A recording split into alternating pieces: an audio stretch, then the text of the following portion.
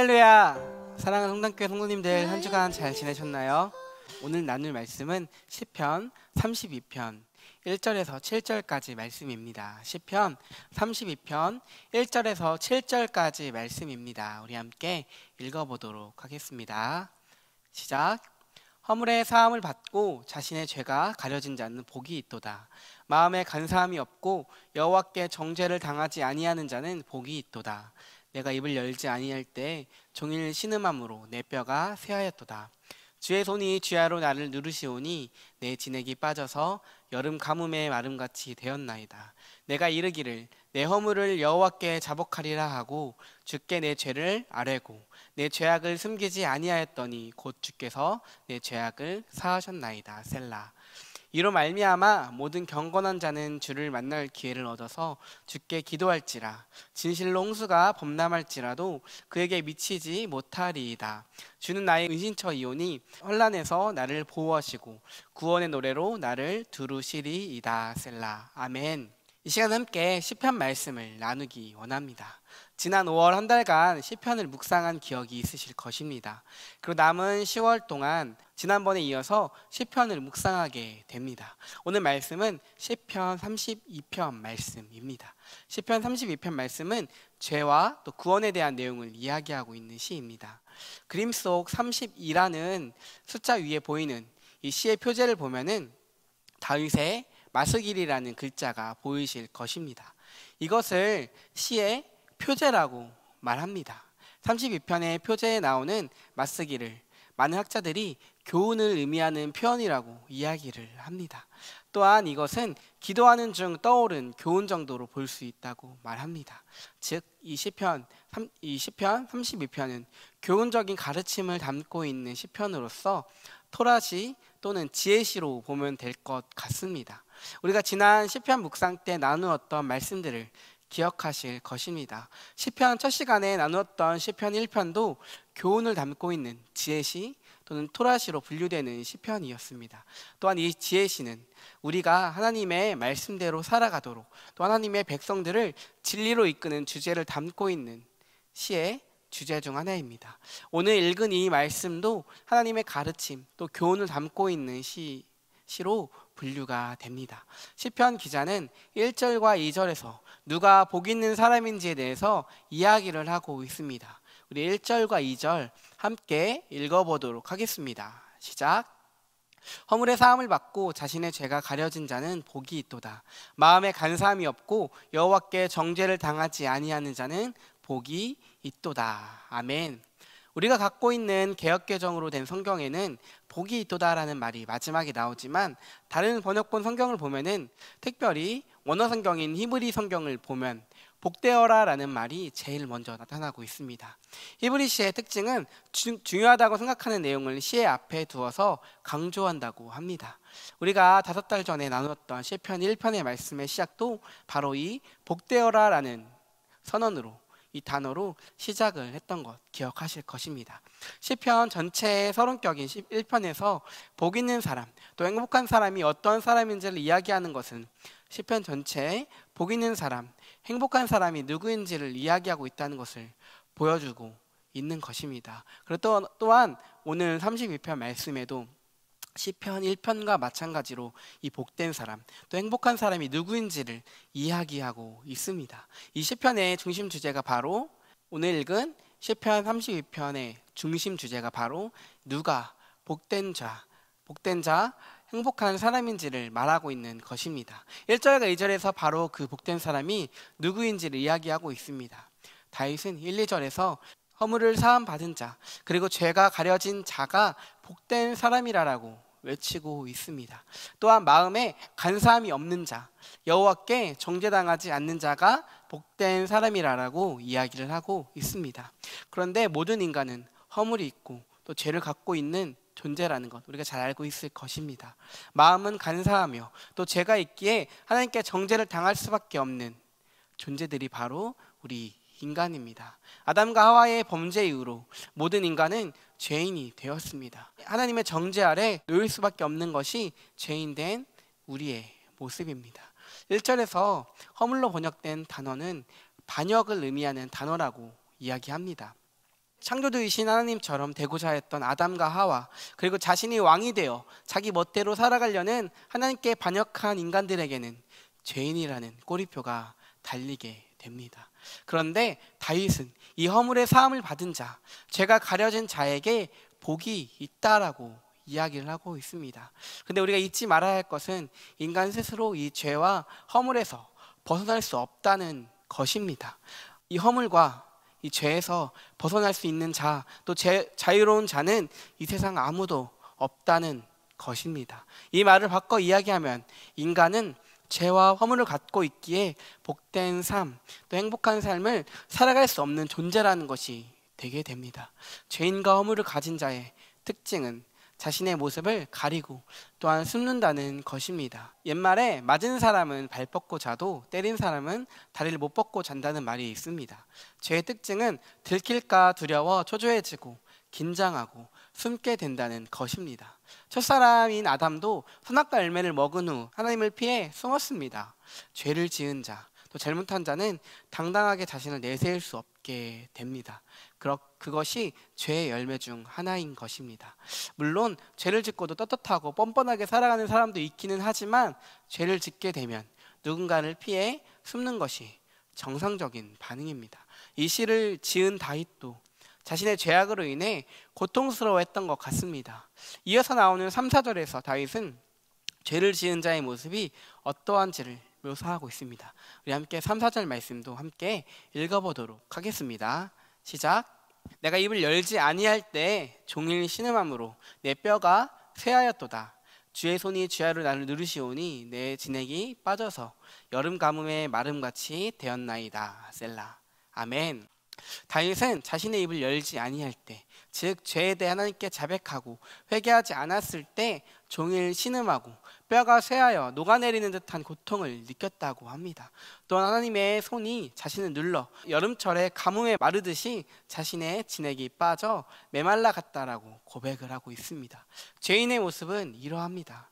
우리의 양심이 둔해지고 또 죄에 익숙해지고 인간의 영혼이 무뎌졌기 때문에 느끼지 못하는 것일 뿐이지, 죄를 용서받지 못한 자는 뼈가 녹아내리는 듯이 누군가가 나를 짓눌러 삐쩍 마르는 것 같이 마음이 고통스럽고 불편한 것이 당연한 일입니다. 제가 과거에 운전면허를 딴 지 얼마 되지 않았을 때 어머니 몰래 늦은 밤에 어머니의 차를 끌고 나가 주차되어 있던 차를 박았던 적이 있습니다. 그 사고로 상대편 차와 어머니 차 모두 범퍼가 내려앉게 되었는데, 제 가실이 100%였지만 다행히도 이후에 상대 측과 합의가 잘 되어서 큰 문제 없이 넘어가긴 하였습니다. 그런데 다음날 어머니께 말씀을 드리기 전까지 정말 마음에 큰 고통이 있었습니다. 사고를 내고 집에 들어와 누워있던 제 마음속에는 이 일이 꿈이었으면 좋겠다. 내일 어머니께 혼나겠지? 어떻게 말하지? 큰일 났다. 이런 마음이 들어 밤잠을 설치고 정말 마음이 무겁고 어디론가 숨고 또 떠나고 싶은 마음까지 들어 정말 마음이 고통스러웠던 적이 있었습니다. 제가 저질렀던 그 잘못으로 인해 마음 졸이던 그 마음, 오늘 읽은 시편 기자의 마음과 조금은 비슷했던 것 같습니다. 아니, 이 시를 쓴 다윗은 그보다 더 심하지 않았나라는 생각이 들 정도로 마음의 고통을 적나라하게 표현을 하고 있습니다.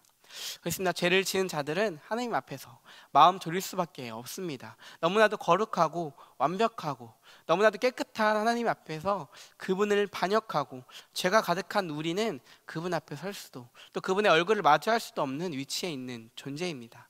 근데 시편 기자는 바로 다음 구절에서 마음 졸이고 있는 죄인들에게 희소식을 전하게 됩니다. 함께 5절 말씀을 읽어보도록 하겠습니다. 시작. 내가 이르기를 내 허물을 여호와께 자복하리라 하고 주께 내 죄를 아뢰고 내 죄악을 숨기지 아니하였더니 곧 주께서 내 죄악을 사하셨나이다. 셀라. 아멘. 그 해결책은 바로 하나님 앞에 솔직하고 진실된 고백을 하면 된다는 것입니다. 다윗은 자신의 허물을 여호와 하나님께 자복하고 죄를 숨기지 않고 아뢰었더니 하나님께서 사해 주셨다라고 고백을 하고 있습니다. 어떠한 조건도 없습니다. 다만 하나님께 진실된 마음으로 자백하고 고백하는 자에게 이 죄사함의 은혜가 주어진다라고 다윗은 이야기하고 있는 것입니다. 저도 차 사고를 냈던 당시 정말 어렵게 어머니께 말을 꺼냈습니다. 당연히 엄청나게 혼이 났습니다. 어머니는 으이그 왜 차를 끌고 나갔느냐 라면서 잔소리를 하셨지만, 근데 그 마음의 어려움은 어머니께 말씀을 드리기 전까지만 있었습니다. 어머니께 제 잘못을 고하자 잠깐은 혼나고 잠깐은 욕을 얻어먹었지만 그 이후로는 전혀 마음이 무겁지도 어렵지도 않았습니다. 그리고 지금은 어머니랑 차 타고 나갈 때 제가 운전을 하기도 합니다. 전에 있었던 일로 다시는 뭐라 하시지도 않으시고, 또 그저 제 기억 속에, 또 추억 속에만 있던 일이 되어버렸습니다. 마찬가지로 하나님 앞에 우리가 죄를 고하고 허물을 고백했을 때 하나님은 우리를 용서해 주시고 죄를 사해 주시는 분이십니다. 우리의 회개에 하나님은 그 죄에 대해 더 이상 기억하지 않으신다라고 성경 말씀에서도 이야기를 하고 있습니다. 이사야서 43장 25절을 보면은 곧 나는 나를 위하여 내 허물을 도말하는 자니 내 죄를 기억하지 아니하리라 라고 말씀하십니다.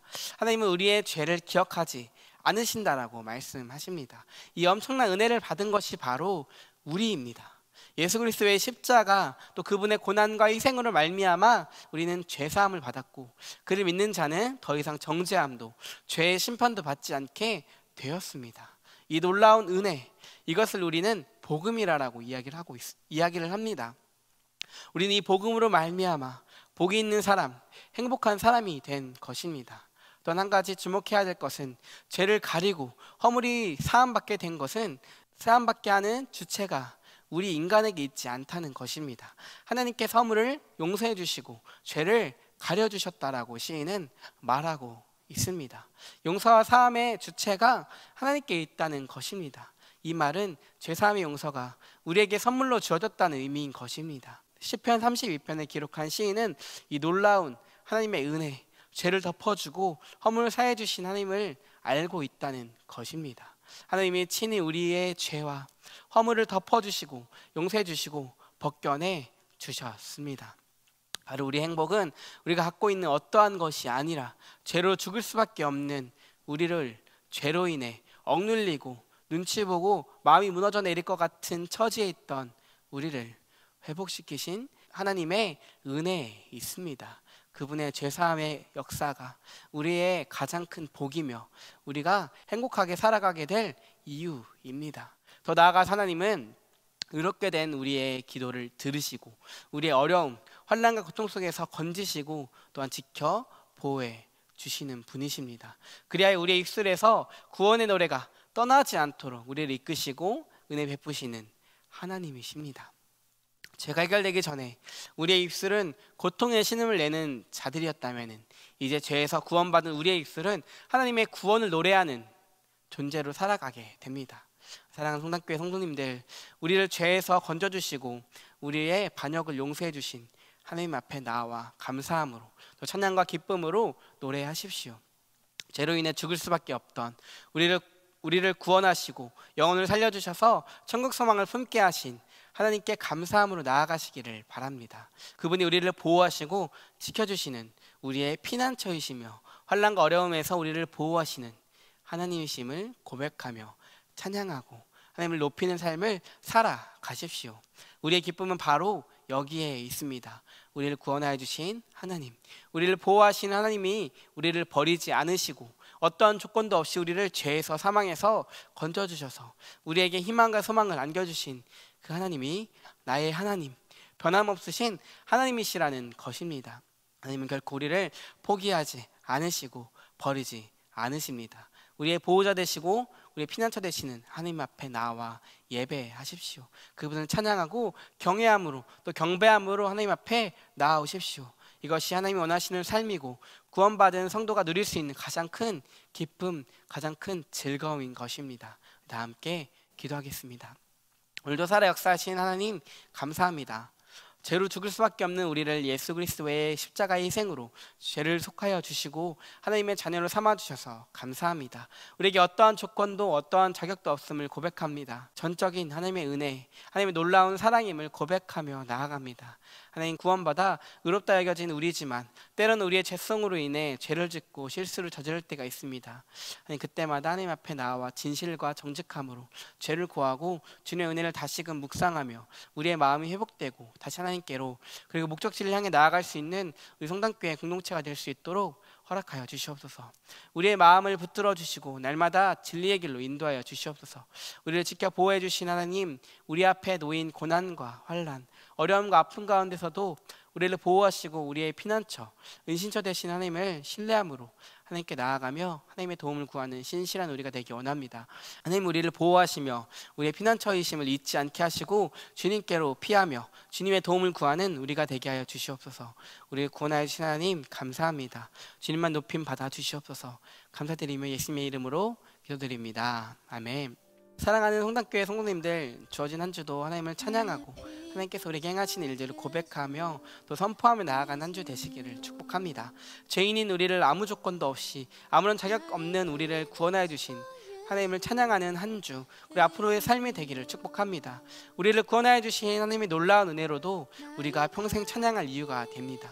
고난과 환난이 있을 때 우리를 구원하여 주신 하나님이 또한 우리의 피난처이심을 기억하시며 날마다 놀라운 하나님의 은혜를 누리고 기쁨으로 살아가시는 성도님들 되시기를 축복합니다. 이제 가을이 지나고 겨울이 온 것만 같이 날이 너무나도 춥게 느껴집니다. 또 낮에는 너무 덥기도 하고 또 일교차가 커서 감기 걸리기 쉬운 날씨인 것 같습니다. 감기 조심하시고 날마다 하나님의 말씀을 묵상하며 어려움이 가득한 삶 속에서도 구원의 하나님을 찬양하고 우리를 보호하시는 하나님을 만나는 나날들이 되시기를 축복합니다. 한 주간도 주님의 은혜를 갈망하는 삶을 살아가시기를 축복하며 다음 주에 또 만나도록 하겠습니다. 샬롬.